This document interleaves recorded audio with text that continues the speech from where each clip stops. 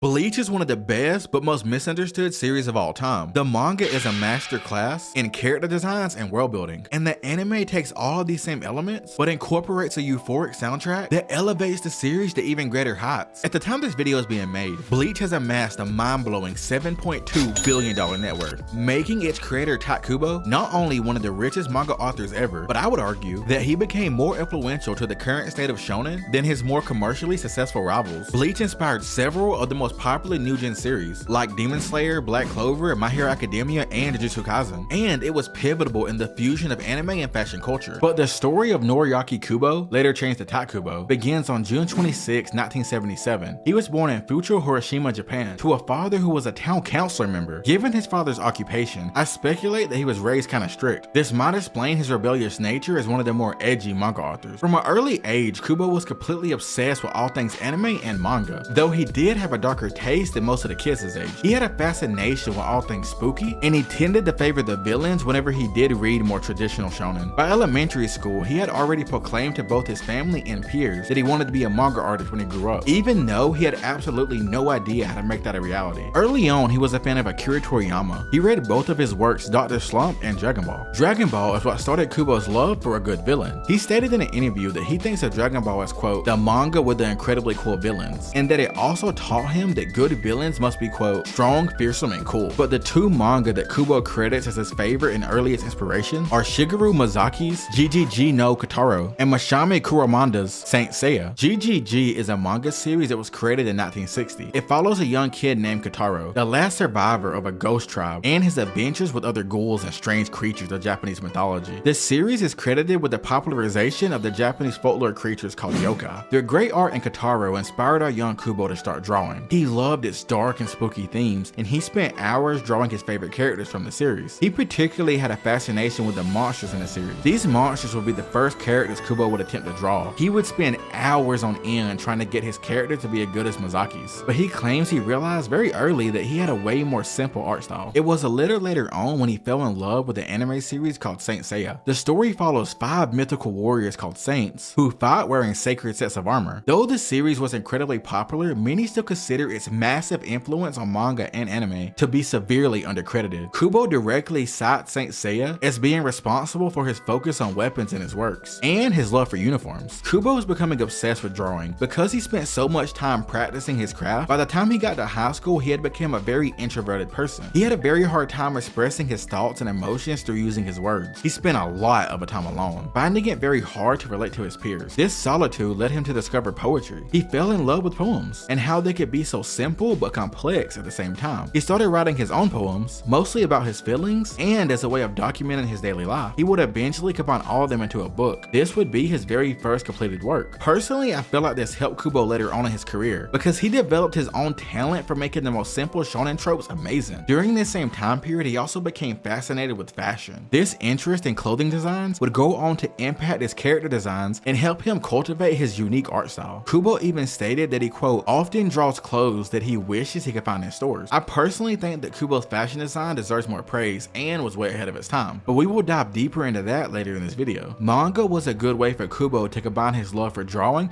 fashion, and poems, so eventually he worked up the nerve to tell his high school teacher that he wanted to be a professional manga artist. This conversation gave him the confidence to submit a manga that he had been working on into a competition ran by a manga publisher called Shueisha. Shueisha is one, if not the most popular manga publisher of all time, producing many of the most famous series ever. I'm talking Dragon Ball, Death Note, One Piece, Hunter x Hunter, Demon Slayer, Yu-Gi-Oh! If you heard of it in the West, it was probably produced by Shueisha. The manga Kubo put his faith in was a one-shot called Fire in the Sky. Shueisha actually liked it, and they would shortlist it for the Hot Step Award. This award is given out to the most promising up-and-coming manga artists, the ones that the industry should be keeping their eyes on. And yes, this is the same award that we learned about in both the Togashi and Oda videos, as they both won this award themselves. Winning this award is basically a shortcut to your talent being noticed and fast-tracking you to becoming a professional mangaka. But unlike his future rival, Kubo would unfortunately lose the competition. This setback would hurt Kubo, but he wouldn't give up, and he would keep practicing, which was a good thing because unknown to him, even though he lost, his talent was noticed by a manga editor who worked for Shueisha. The editor's name was Takanori Osada. The editor would call Kubo personally and was like, hey man, you got some promise. You should definitely try again in the future. He even offered to work with Kubo. Kubo was extremely flattered by the offer, but he would initially turn it down because in his own words, he, quote, doesn't work well with other other people. By the way, this is the same editor from our Dark Rise of One Piece video, the one that fought for One Piece when all the higher management thought it was a dumb idea. Osada really has an eye for hidden talent and deserves some major respect. The next year, Osada wouldn't give up. He would call Kubo again to check on him and encourage him to release another manga, and Kubo was ready this time. He would submit Ultra Unholy Hearted Machine in 1996. This manga follows the story of a gunslinging protagonist whose girlfriend gets killed by a drug called Ultra Unholy, and his consequential journey to find the guy who created the drug, alongside his new female partner. Shueisha liked the one-shot. They published it immediately in their flagship magazine, Weekly Shonen Jump. This manga was incredibly dark and gory, and it toed the line for what even could be considered a shonen series. But it was really good, and by this point, his talent for character designs, unique story concepts, and world building was really starting to show. This was also where we could really see Kubo attempt to blend his love for the horror of spooky genres with the shonen style of storytelling that was popular at the time. But though Ultra Unholy Hearted Machine was innovative, Kubo had terrible timing. With his unlucky streak continuing, 1996 would also be the same year that Ichiro Oda would release Romance Dawn, the original story pilot for what would become One Piece. People liked Ultra Unholy, but it was no One Piece. And because Shonen Jump runs off this popularity style serialization, Oda's work would beat Ultra Unholy, winning the final spot in the popularity poll. This resulted in Shueisha giving Oda weekly serialization over Kubo, slowing Kubo's career down for years. This would start a 20-year beef between Kubo and Oda. In 2017, Kubo stated on a radio show that he, quote, hates Oda. Kubo explains that after being outvoted by Oda, he started to resent and dislike him, and even admitted that the two had several unsavory run-ins and spats in the late 1990s. At the 20th anniversary of Bleach art exhibit, Oda submitted the Luffy drawing in the Bleach art style, along with what some call a suspicious message. The message read, "Years ago, Kubo publicly announced, I hate Oda. So do you want to know if I hold a grudge against him? Yes, I do." He goes on to say that Kubo's statement didn't strike him as like particularly rude, but would continue by saying, "Actually, I don't dislike Kubo. I do consider him to have some audacity to make such a public statement, but I know he's an extremely competitive, talented, and pretty confident guy." Some feel that this is just some light-hearted banter between competitors, and people to this day debate the intentions behind these words, but I would be lying if I didn't feel a little pettiness in their comment. But I do love their relationship and how it feels like real-life anime rivals. As you can tell, Kubo took this loss personal, and he would immediately put out his next work, Rune Master Urara. It would also get published as a one-shot in Shonen Jump. This series revolved around the adventures of a female exorcist. This sounds like the part of the anime where he makes his comeback, but he didn't. The series didn't do very well, and it was denied for serialization. His dreams of becoming a big-time manga artist was starting to feel very unlikely. These back-to-back L's were really starting to affect Kubo's mental health, but it was about to get a lot worse.